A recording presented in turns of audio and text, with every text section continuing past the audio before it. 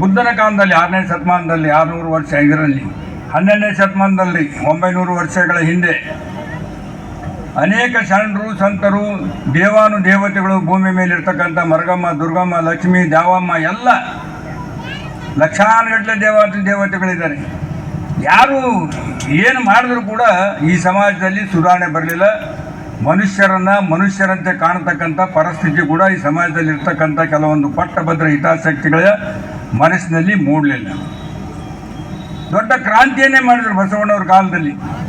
ಮಧುವರ್ಷ ಹರಳೆಯನ ಮದುವೆ ಮಾಡಿ ಆ ದೊಡ್ಡ ಕ್ರಾಂತಿ ಮಾಡಿದಾಗ ಅವರನ್ನೇ ಬಿಟ್ಟು ಓಡಿಸ್ತಕ್ಕಂಥ ಸನ್ನಿವೇಶ. ಹಿತಾಸ್ಥಿತಿಗೆ ಈ ಸಮಾಜದಲ್ಲಿ ಜಾತೀಯತೆ, ಅಸ್ಪೃಶ್ಯತೆ, ಮೂಢನಂಬಿಕೆ ಅದನ್ನೇ ತಾಂಡವಾಡ್ತಕ್ಕಂಥ ರೀತಿಯಲ್ಲಿ ಕೆಲವೊಂದು ಮನುಸ್ಮೃತಿ ಜನರು ಇದನ್ನು ಅಷ್ಟೇ ಮುಂದುವರಿಸ್ಕೊಂಡು ಬಂದಿರತಕ್ಕಂಥದ್ದು ಇವತ್ತು ನಮಗೂ ನಿಮಗೂ ಗೊತ್ತಿದೆ. ಇಂತೆಲ್ಲ ಪರಿಸ್ಥಿತಿ ಅನೇಕ ಶರಣರು, ಶರಣಬಸವೇಶ್ವರರು, ಈಚೆಗೆ ದೊಡ್ಡ ಶರಣರು ಕೂಡ ಈ ಸಮಾಜದಲ್ಲಿ ಬದಲಾವಣೆ ಬರಬೇಕು, ಜಾತೀಯತೆ ಹೋಗ್ಬೇಕಂದ್ರೂ ಕೂಡ ಹೋಗ್ಲಾಡ್ಸೋಕೆ ಆಗಲಿಲ್ಲ.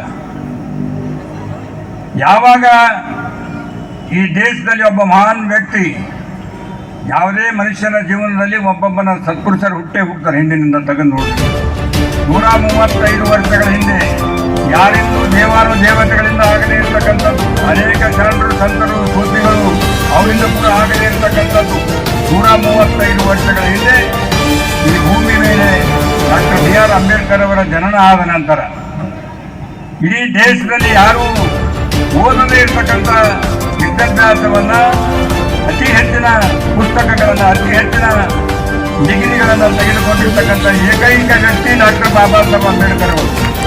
ಸುಮ್ಮನೆ ದೊಡ್ಡ ಶ್ರೀಮಂತರ ಮನೆಯಲ್ಲಿ, ರಾಜರ ಮನೆಯಲ್ಲಿ ಮೃಷ್ಟಾನ್ನವನ್ನು ಕಲಿಯಲಿಲ್ಲ. ಅವರು ಕಲಿತಕ್ಕಂಥ ಸಂದರ್ಭದಲ್ಲಿ ಕೂಡ ಎಷ್ಟು ಕಷ್ಟನ ಅನುಭವಿಸಿದ್ದಾರೆ ಅಂತಕ್ಕಂಥದ್ದು ತಾವೆಲ್ಲ ನೋಡಿರಬೇಕು. ಹುಟ್ಟಿನಿಂದ ತಂದೆಯನ್ನು ಕಳ್ಕೊಂಡಿರ್ತಕ್ಕಂಥ ವ್ಯಕ್ತಿ, ಹೆಂಡತಿಯನ್ನು ಕಳ್ಕೊಂಡಿರ್ತಕ್ಕಂಥ ವ್ಯಕ್ತಿ, ತನ್ನ 4 ಮಕ್ಕಳನ್ನು ಕೂಡ ಕಳೆದುಕೊಂಡಿರ್ತಕ್ಕಂಥ ವ್ಯಕ್ತಿ, ಈ ಸಮಾಜ ಸುಧಾರಣೆ ಆಗುವವರೆಗೂ ನಾನು ಬಿಡೋದಿಲ್ಲ ಅಂತಕ್ಕಂಥ ಒಂದು ಏಕಚಿತ್ತ ಮನದಿಂದ ಛಲದಿಂದ ಏನಪ್ಪ ಅಂದರೆ ವಿದ್ಯಾಭ್ಯಾಸವನ್ನು ಮಾಡಿ ವಿದ್ಯಾವಂತರಾಗಿ ಸ್ವಾತಂತ್ರ್ಯ ಸಂಗ್ರಾಮದಲ್ಲಿ ಮಹಾತ್ಮ ಗಾಂಧೀಜಿಯವರ ಜೊತೆ ಹೋರಾಟ ಮಾಡಿ ದೇಶಕ್ಕೆ ಸ್ವತಂತ್ರ ಬಂದಾಗ, ಈ ದೇಶದ ಸಂವಿಧಾನವನ್ನು ಬರೀತಕ್ಕಂಥ ಕೆಲಸ ಅವರಿಗೆ ಕೊಟ್ಟಾಗ ಅವರು ಅನೇಕ ದೇಶ ವಿದೇಶಗಳಿಗೆ ಹೋಗಿ ಮತ್ತು ಈ ಭಾರತ ದೇಶದಲ್ಲಿ ಇರ್ತಕ್ಕಂಥ ಎಲ್ಲ ಧರ್ಮಗಳು, ಎಲ್ಲ ಜಾತಿ, ಎಲ್ಲರಿಗೂ ಕೂಡ ಎಲ್ಲ ಭಾಷೆ ಎಲ್ಲ ನಿಯಮವನ್ನು ಒಳಗೊಂಡಿರ್ತಕ್ಕಂಥ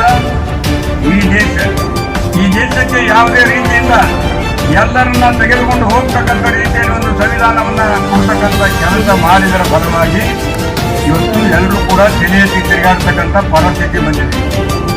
ಸಮಾಜದಲ್ಲಿ ಇರ್ತಕ್ಕಂಥ ಕಷ್ಟ ಕಡೆ ಮನುಷ್ಯನ ಕಣ್ಣೀರು ಬರ್ತಕ್ಕಂಥ ಕೆಲಸ 12ನೇ ಶತಮಾನದಲ್ಲಿ ಬಸವಾದಿ ಜನರು ಮಾತ್ರ ಕೂಡ ಆಗಲಿಲ್ಲ. ಯಾವಾಗ ಡಾಕ್ಟರ್ ಬಾಬಾ ಸಾಹೇಬ್ ಅಂಬೇಡ್ಕರ್ ಅವರು ಈ ದೇಶಕ್ಕೆ ಸ್ವತಂತ್ರ ಬಂದ ಮೇಲೆ ಒಂದು ಪ್ರಬುದ್ಧವಾಗಿರ್ತಕ್ಕಂಥ ಎಲ್ಲರಿಗೂ ಬೇಕಾಗಿರ್ತಕ್ಕಂಥ ಸಂವಿಧಾನವನ್ನು ಬರೆದು ಕೊಟ್ಟಿದ್ದರ ಫಲವಾಗಿ ಇಡೀ ವಿಶ್ವದಲ್ಲಿ ಬಹಳಷ್ಟು ದೇಶಕ್ಕೆ ಸ್ವತಂತ್ರ ಸಿಕ್ಕಿತ್ತು. ಎಲ್ಲ ದೇಶದ ಸ್ವತಂತ್ರಗಳು ಬಹಳಷ್ಟು ಮಾಯವಾಗಿ ಹೋಗ್ತಾರೆ. ಏನೂ ಹೊಂದಿದೆ.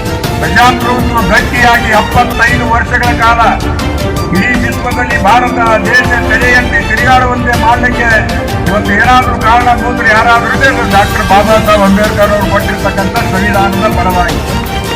ಈ ದೇಶ ಅಮೆರಿಕದಿಂದ ಗೋಧಿಯನ್ನು ತಂದು ತಿಂತಕ್ಕಂಥ ಪರಿಸ್ಥಿತಿ ಇತ್ತು.